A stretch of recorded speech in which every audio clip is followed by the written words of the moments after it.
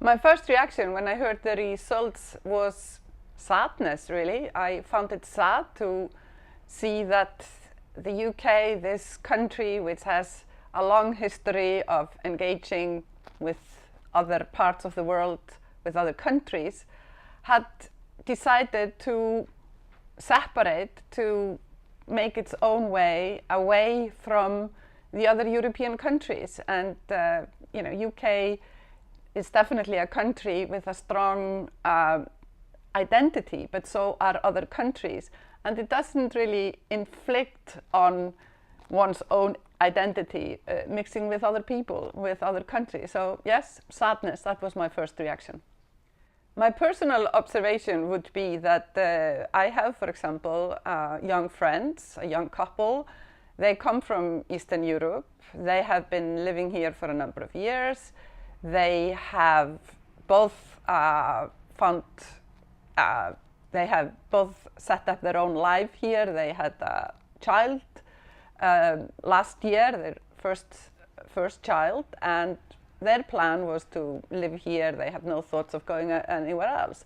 And this couple, as so many other Europeans living in the UK, now have sort of been thinking, well, is this really the best place for us to be? Do we really want to be here? And these are such unexpected thoughts. And that's been one of the really upsetting things about Brexit, is that it has made us think about things we hadn't really considered. We hadn't really considered if we were welcome here or not. We just took it for granted because we have always been welcome. And yeah, I think that's one of the things that sort of have surfaced after Brexit. Surreal is really the word that best describes how I see the situation today. I find it surreal that in times when the world seemed to be coming together, that in this great big country that the UK is, we should be thinking about going our own ways, that UK wants to separate, and that means that there will be people living in the UK who had always thought about the UK as their home country, although they came from other places in Europe, that they should be thinking about going somewhere else. I find that very surreal.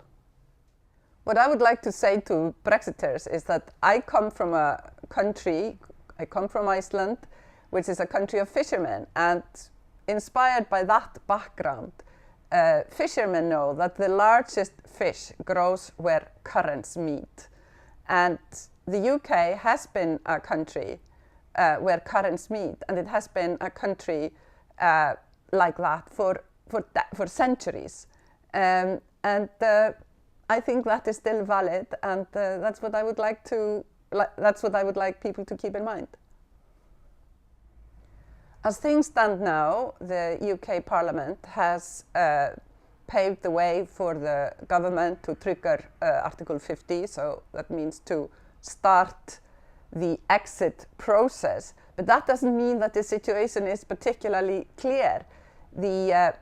Leaving the European Union is both the process of leaving and then the terms and conditions, and both these parts, both the process and the single items that have to be agreed on, are still very unclear. So yes, we have one hurdle behind us, but the future seems to be pretty unclear.